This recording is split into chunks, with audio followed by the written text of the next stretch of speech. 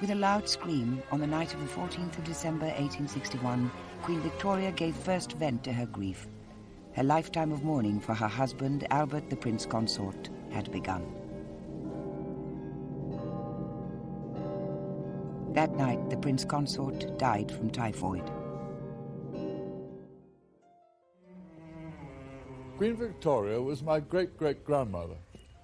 There's no doubt that the death of Prince Albert led to a period of great uncertainty for the monarchy and the country. The Queen shut herself away with her family and household at Osborne on the Isle of Wight or at Balmoral. She came to Windsor solely to visit the mausoleum here at Frogmore and spent hours praying at this great shrine she'd built for her husband. The Queen had become a recluse, immersing herself in grief. The Queen wore black for the rest of her life. Her court had to dress in half-mourning. Even estate workers at Balmoral dressed in black kilts.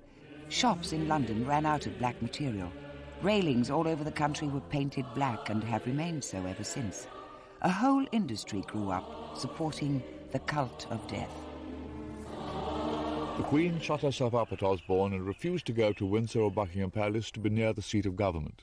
With Albert gone, she couldn't cope and said she feared she was becoming unhinged. One morning at Osborne, she was heard shouting in desperation by an open window. I will! I will do my duty!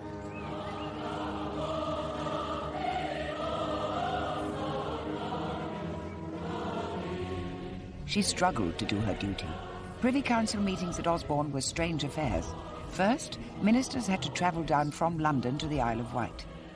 Following this letter, we most humbly submit that your Majesty will, by your order in council, authorise the transmitting of a draft of a royal charter for erecting the British settlement in the Bay of Honduras into a colony, to be called the Colony of British Honduras.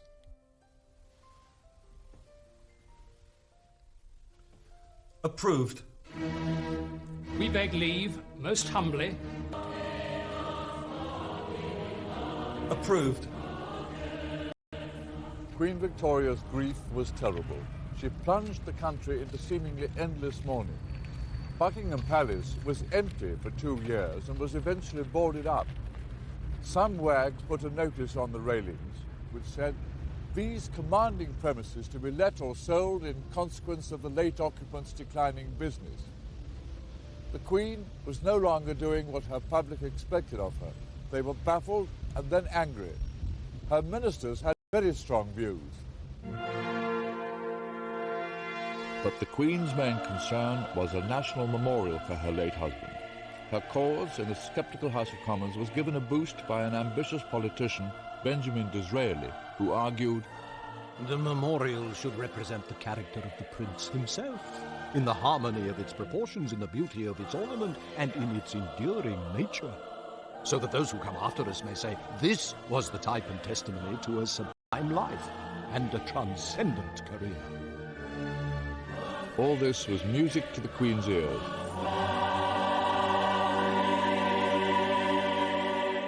Later, after Disraeli carried the vote through Parliament, he was invited, along with other ministers, to the wedding of the Queen's eldest son, Bertie, the Prince of Wales, to Princess Alexandra of Denmark at Windsor.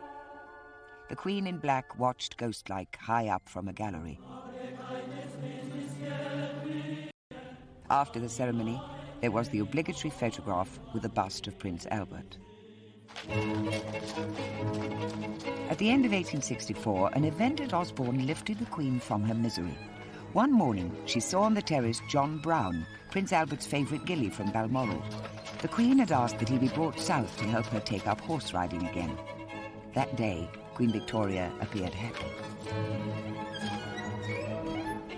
Brown was suddenly always at the Queen's side. She refused to go anywhere without him. She felt safe with him and gave him the title the Queen's Highland Servant, answerable only to herself. But Brown, the swarthy Highlander, became known as the master of the court and the shadow behind the throne. Brown's manner with his sovereign did appear to be rather brusque. What are you doing with that old dress on you again for? Nigh on Greenwim Oldfield, like a care, I'm thinking. That's enough. John Brown was strongly disapproved of by the court for his over-familiarity with the sovereign, but he gave her the reassurance and protection she appeared to need. His influence was the first step in her rehabilitation as dutiful sovereign. When the mayor of Portsmouth arrived at Osborne with a request to the Queen, he was surprised by the way her answer was delivered. The Queen says certainly not, you're to go. My request was for the Queen. Don't I waste the Queen's time, she's busy.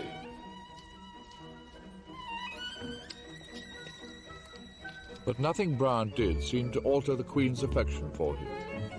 First, she raised his salary from £120 a year to £150, and then he was paid £310 and finally £400.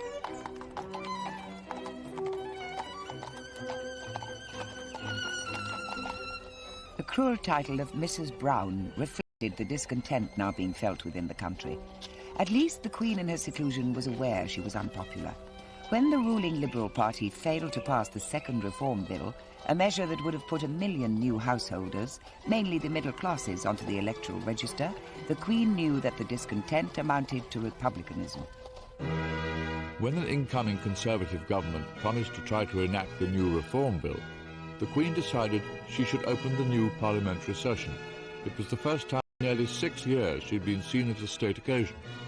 The battle for the second Reform Bill won great prestige for Disraeli, who successfully steered it through the Commons for the Conservative Party.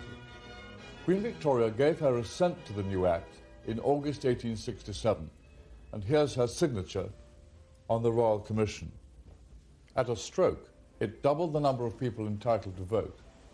Although the Queen wasn't aware of it at the time, the passing of this bill would help to shift power into the hands of the electorate.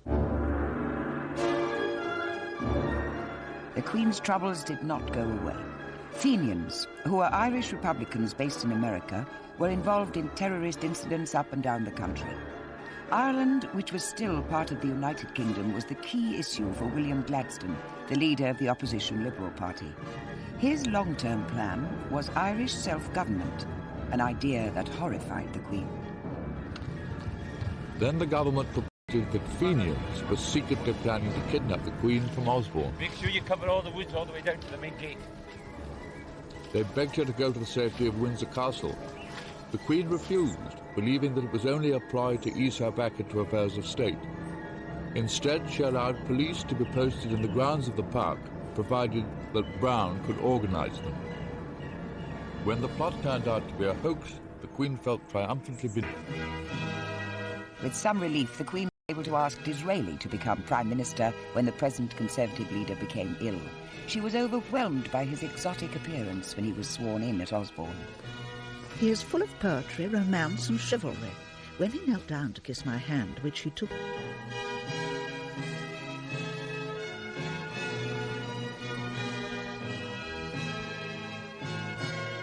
There began an extraordinary relationship between Sovereign and Prime Minister.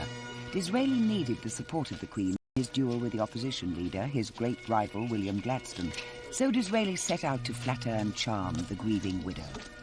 As long as we are advised of your proposals, you see, we need to know. He hopes that in the great affairs of state your Majesty will deign not to withhold from him the benefit of your Majesty's guidance.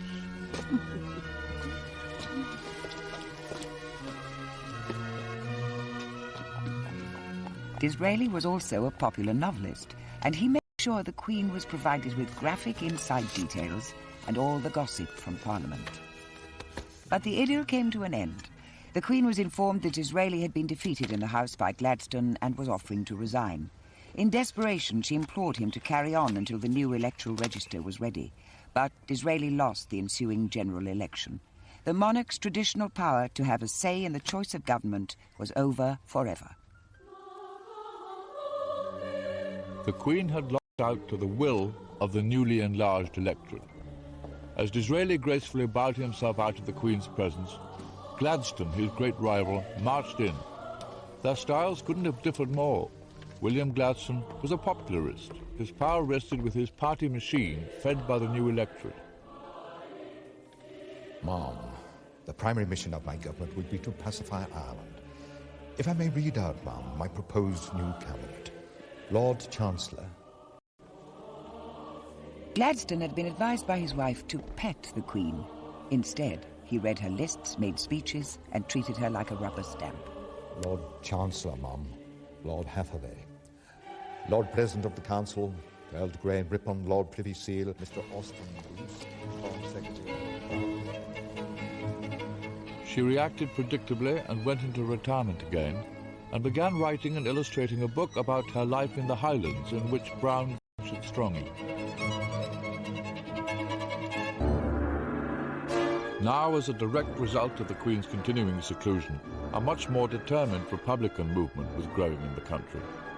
The Marseillaise was sung in Trafalgar Square to celebrate a new French Republic, and a pamphlet was published entitled "What Does She Do With It?", asking how the Queen used the money voted to her by Parliament. There was a family conspiracy to try to get the Queen back to duty.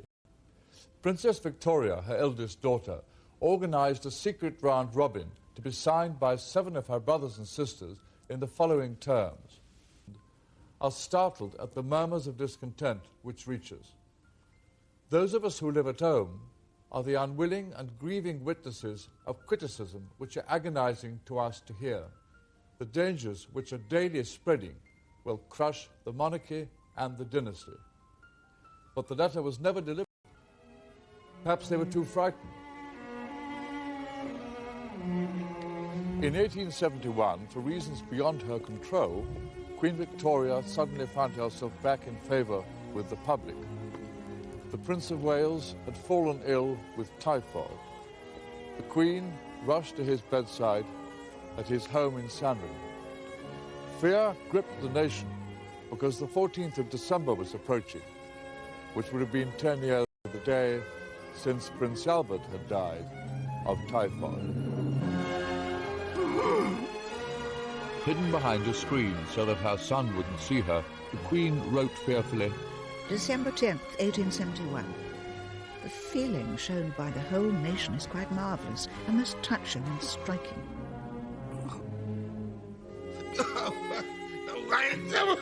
And on December the 13th, This really has been the worst day of all, and coming so close to the sad 14th filled us, and I believe the whole country, with anxious forebodings.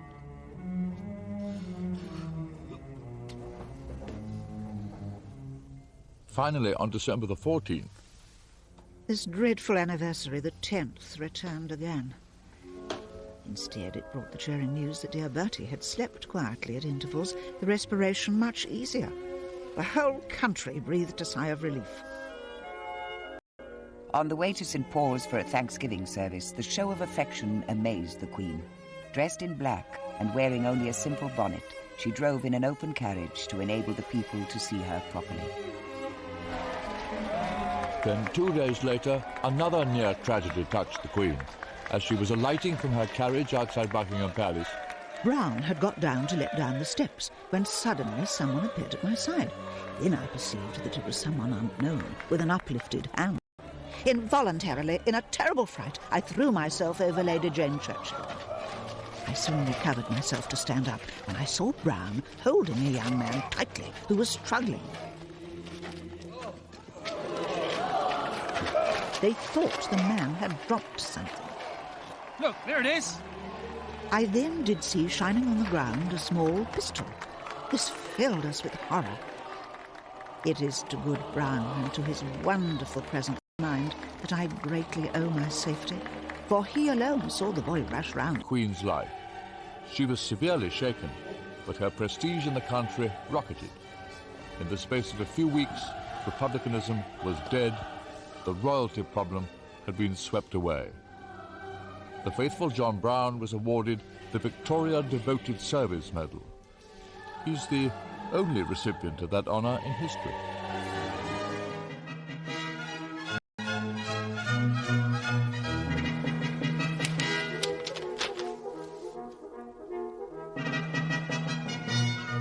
We have a large Conservative majority, and the change of ministry will take place shortly.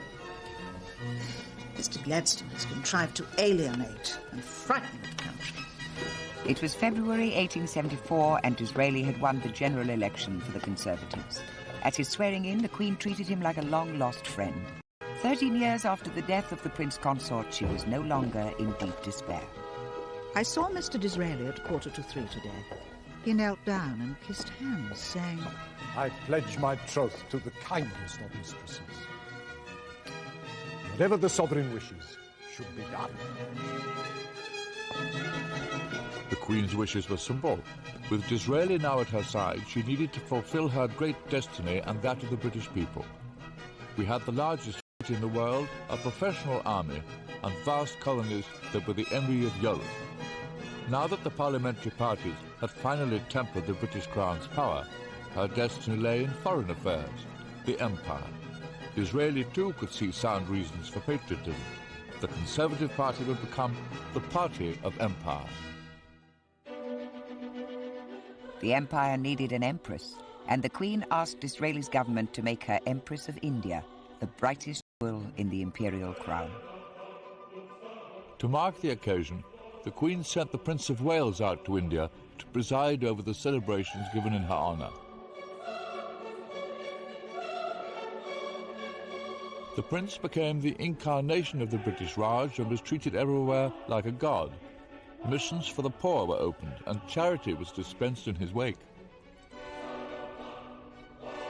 He was even given a pair of elephants that later appeared at Sandringham. My thoughts much taken up with the great event at Delhi today, where I am being proclaimed Empress of India. I have for the first time today signed myself as V.R. and I. That day, the 1st of January 1877, she wrote New Year cards. One went to Disraeli, bearing her initials VRI, Victoria Regina et Imperatrix. His best friend VRI. At about this time, the Queen also gave Brown a locket containing some of her hair and some belonging to the Prince Consort. Emblazoned in enormous jewels, Queen Victoria gave a dinner that night here in Windsor Castle, the night she became Empress of India. Disraeli made a flurried speech praising the Queen, and when the loyal toast was proposed, he called out, "Your Imperial Majesty," whereupon, to everyone's amazement, the Empress rose and did a half curtsy to her Prime Minister.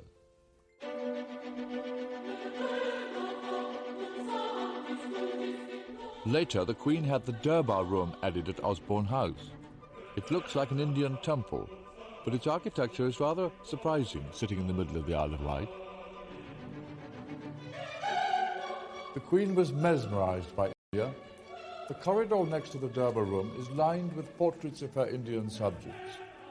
As well as Maharajas in their magnificent costumes, she commissioned pictures of ordinary people. Here we see soldiers, a potter at the age of 102, a carpet weaver, silk spinner, coppersmith, servants, farmers and children. They represent the close affection that Queen Victoria held for the people of her subcontinent.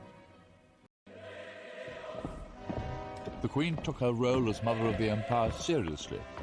A chieftain from the Gold Coast visited and asked whether he could take back one of her mourning bonnets to Africa as a ceremonial crown. O mighty Queen, give me alone the right to wear it, and this pass to my successors. The Queen was happy to oblige. Disraeli's foreign policy echoed the sovereign's grand vision. Received a box from Mr. Disraeli with a very important news that the government had purchased the Viceroy of Egypt's shares in the Suez Canal for £4 million, which gives us complete security for India. It is entirely Mr. Disraeli's doing. It is just settled. You have it, madam. The French government has been out-generalized. Next day, Disraeli, with a theatrical flourish, presented the Queen with the share certificates. The Suez Canal coup was entirely the doing of Mr. Disraeli, who has very lofty views of the position the country should hold. His mind is so much greater, larger, so much quicker than that of Mr. Gladstone. And Disraeli was asked to sit, the first Prime Minister to do so at a Queen's audience since Lord Melbourne 40 years before. The Queen at 60 was working harder than she'd ever worked in her life. She was immensely popular with her people and her armies, and they approved of her vision of imperial power. Disraeli may have given her the impression she'd achieved a permanent position overseeing the empire, but Gladstone had other ideas. Preparing for the fast-approaching general election in 1880, Gladstone was making a series of electrifying speeches in his Midlothian constituency and elsewhere.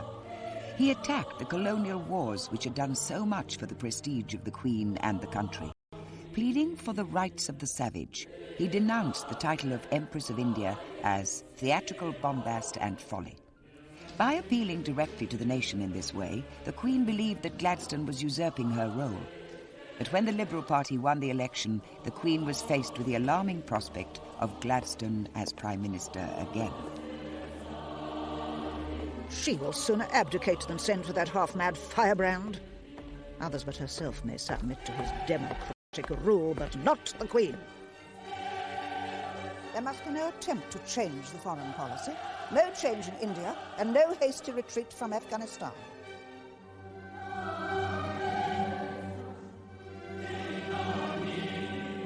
With Gladstone in power again, the Queen became less interested in affairs of state.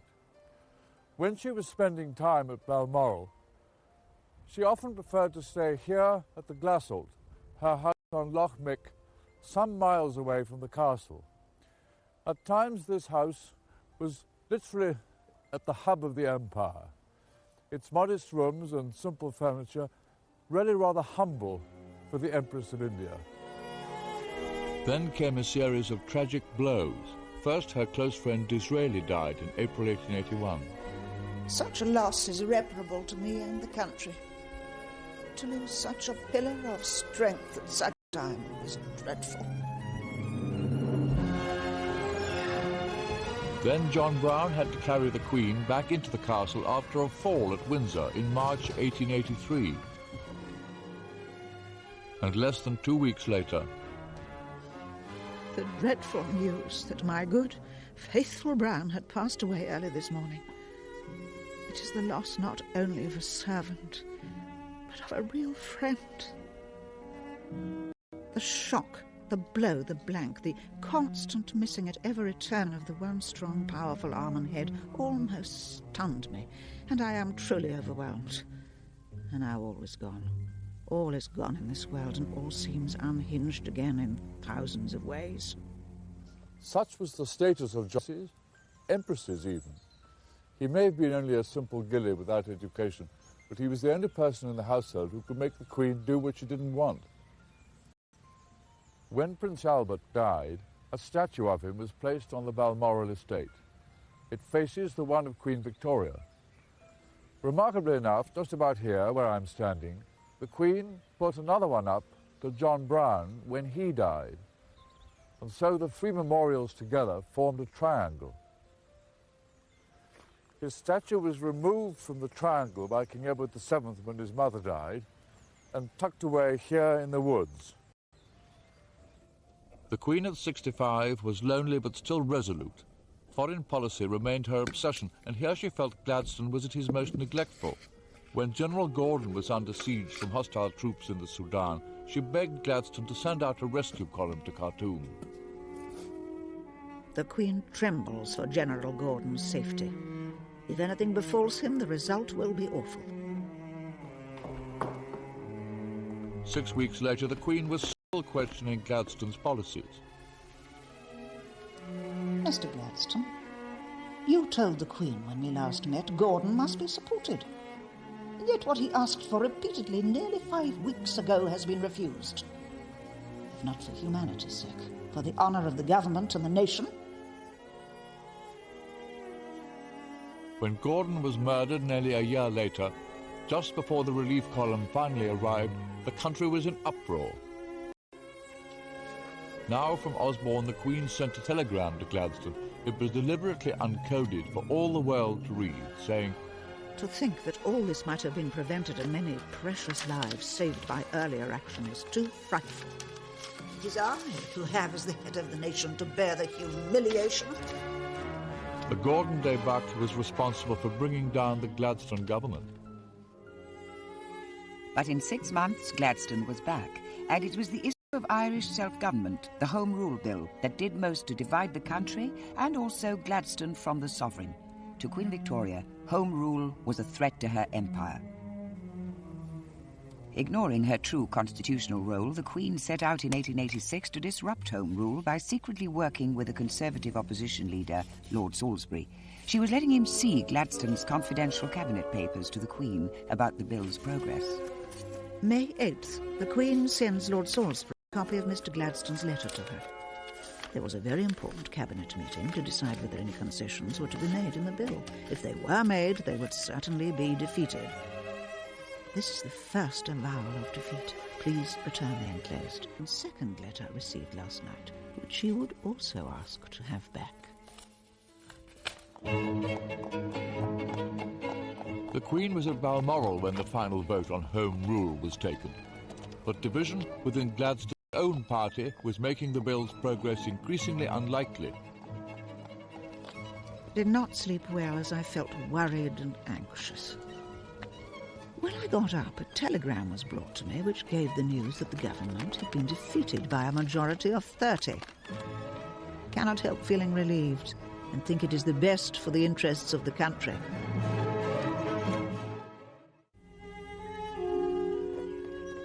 More than 30 years earlier, in the halcyon summer days at Osborne, the royal children gave a regular afternoon tea party in the Swiss cottage for their parents, the Queen and Prince Albert.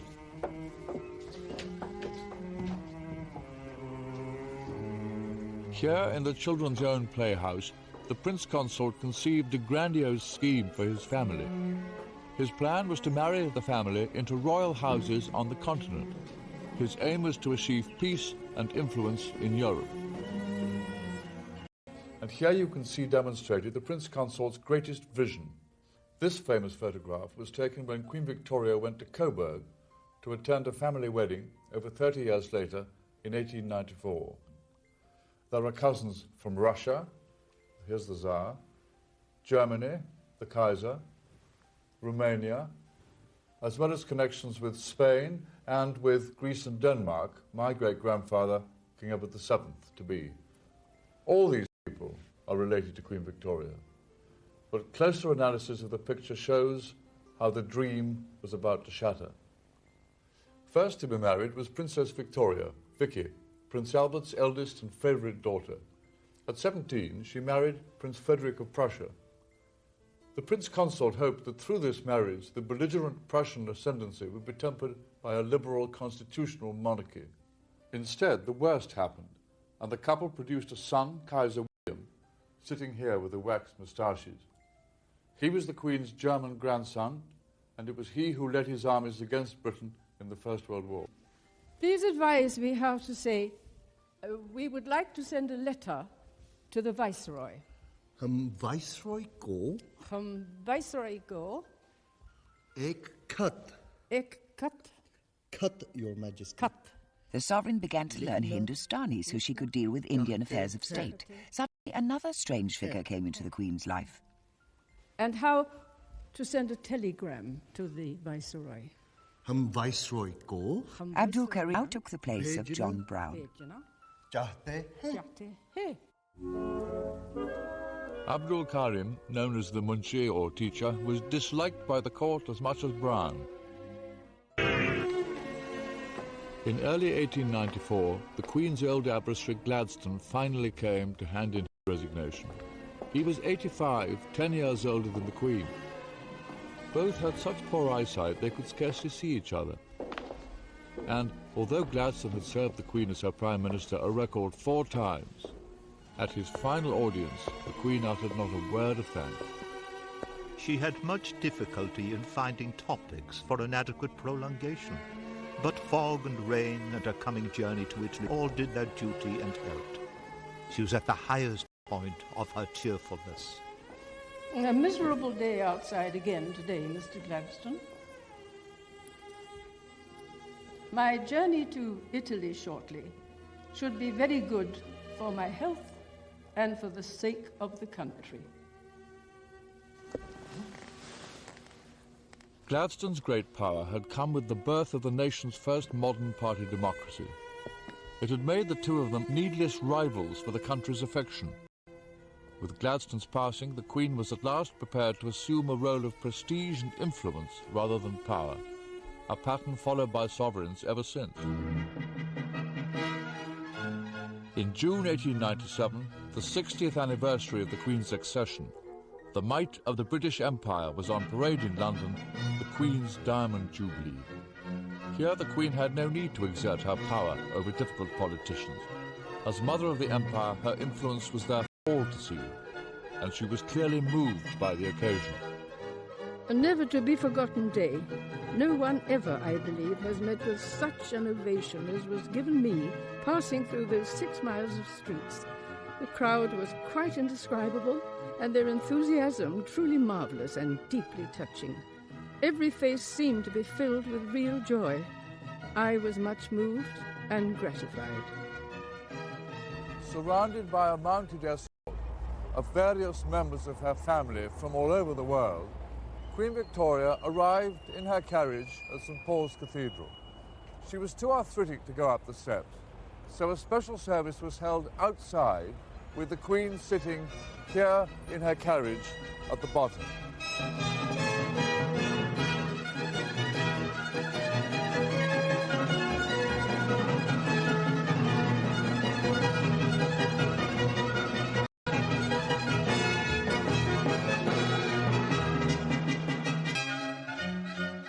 That day, for the first time, the Queen used telegraph to send her Jubilee message around the Empire. From my heart, I thank my beloved people. May God bless them. 80 years old, her eyesight failing, the Queen still had one more service to perform. With the outbreak of the Boer War in 1899 in South Africa, she found a new lease of life, rallying the nation. After a string of defeats, stirring memos were dispatched to her government and to her commanders. I sincerely hope that the increased taxation necessary to meet the expenses of the war will not fall upon the working classes. The attempted relief of Ladysmith would have succeeded had we had more troops. Red tapings and useless difficulties must not be regarded. Would not corrugated iron huts be used instead of tents? It is quite imperative that Lord Roberts should not move until he has plenty of troops. Pray impress this on him. Please let me know what steps you intend to take to protect the Zulus from being attacked by the Boers. We are bound in honour to stand by my native subjects. The Queen dispatched 100,000 tins of chocolate to the men at the front, which promptly melted in the African sun. A period in December 1899 became known as Black Week, after 3 major defeats of the British Army. At Windsor, the Queen rose to the occasion, telling the Foreign Secretary, Please understand there is no one depressed in this house. We are not interested in the possibilities of defeat. They do not exist. But Black Week coincided with the anniversary of the death of Prince Albert, and privately the Queen showed her real feelings when she visited the mausoleum at Frogmore. Already 38 years since the dreadful catastrophe which crushed and changed my life and deprived me of my guardian angel. Feel very low and anxious about the war. By Christmas 1900, the Queen was not well. She was sleeping badly, eating nothing. On Christmas Eve, she came down to the Durbar room at Osborne to see the distribution of presents, but could only write, I felt very melancholy because I see so badly. I gave all my personal servants their usual presents. I took a little supper in my room. On January the 13th, 1901, the Queen's journal, the diary she had written for 69 years, finally came to an end with, Artress going with me. Rested afterwards, then did some signing. The Queen was taken ill, and she slowly began to sink. From all over the country and from Europe, members of her family began to assemble at Osborne House. The Queen lingered on for 10 days, and finally, on the 22nd of January 1901, learning that the end was near, they began gathering at her bedside. Sir James Reed, the Queen's doctor at her deathbed, later wrote, All the family was summoned, and the Bishop of Winchester said prayers for the dying, while I kept plying her with oxygen. I do not ask to see the distant scene. The princesses Christian, Louise and Beatrice kept mentioning each other's names, the Queen for long, too blind to see. See my path, but now lead thou me on.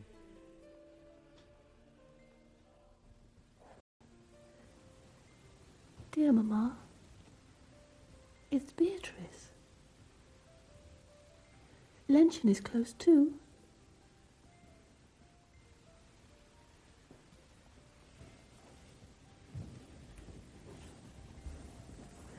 It's luncheon. You're not alone.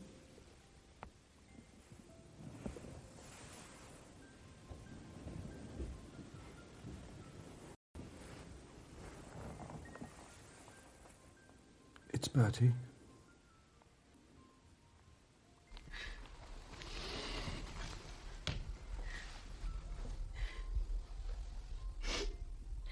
The Kaiser remained the whole time on the opposite side to me. The Queen kept looking at me and frequently gasped. Sir James, I'm very ill. A few minutes before she died, her eyes turned fixedly to the right and gazed on the picture of Christ in the entombment of Christ over the fireplace. She died with my arm round her. I gently removed it, let her down on the pillow, and kissed her hand. When she died at 6:30, I had for the last hour been kneeling at the right side, supporting her in a semi-upright position, helped by the Kaiser, who knelt on the opposite side of the bed. The Queen wanted a white funeral. A picture of her was painted at Osborne, looking serene in her final sleep, dressed in white. The death of Queen Victoria marked the end of one of the greatest eras in the history of this country. But there was one final twist. She'd left a secret list of keepsakes that she wanted placed in her coffin. Some were from Albert and from everyone. Sir James called in members of the family to see her, and Princess Alexandra was the last, and she arranged white flowers over her, so she looked beautiful. And then they all left, and he put a photograph of John Brown in her left hand, as per her instructions, and a lock of his hair, which he wrapped up in tissue paper. And then he covered her up with the white flowers which Queen Alexandra had put there. And then he called in the rest of the members of the household to come. Do you think that Queen Victoria's children were aware of some of the things that she'd been asked to have placed in her coffin? No, only her maids and dressers and Sir James, who did the arranging himself. Here they were for the first time, these instructions. They'd only been seen by Sir James and those few dressers.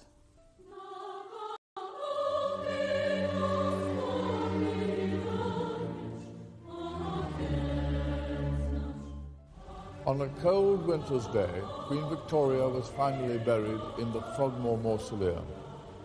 In death, she was at last reunited with the Prince Consort, the man she'd always been so devoted to.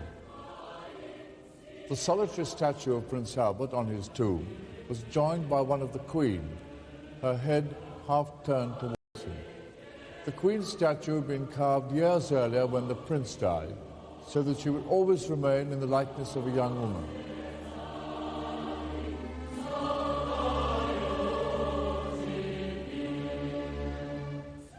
Inscribed above the door of the mausoleum, in Latin, are these words by Queen Victoria. Farewell, best beloved. Here, at last, I shall rest with thee. With thee in Christ I shall rise again. When the burial was over, it began to snow. The Queen had got her white funeral.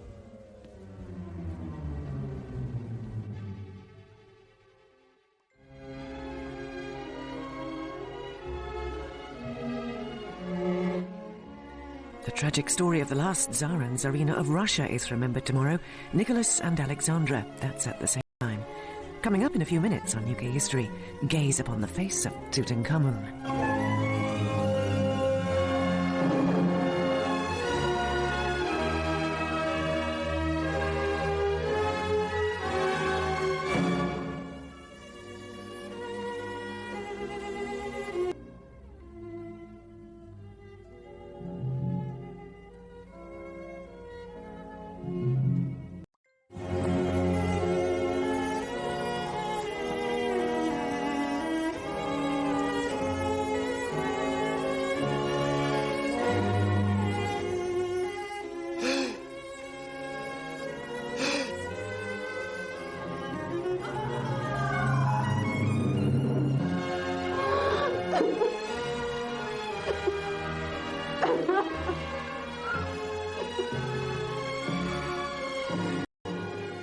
With a loud scream, on the night of the 14th of December 1861, Queen Victoria gave first vent to her grief.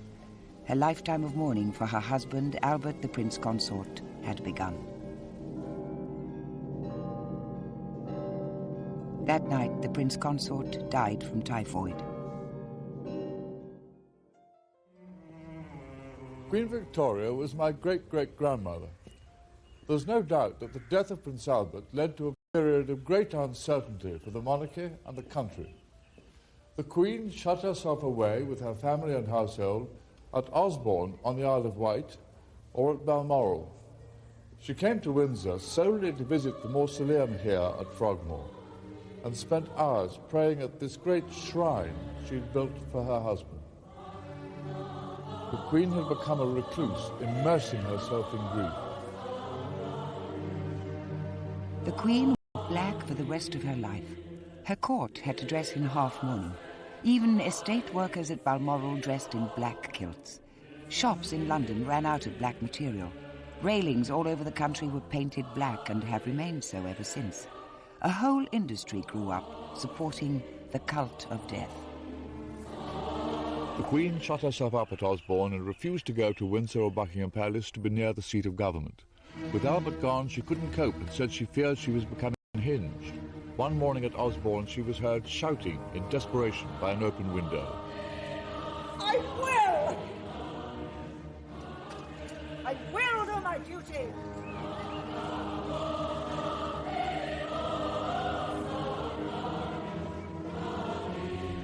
She struggled to do her duty. Privy Council meetings at Osborne were strange affairs. First, ministers had to travel down from London to the Isle of Wight. Following this letter, we most humbly submit that your Majesty will, by your order in council, authorise the transmitting of a draft of a royal charter for erecting the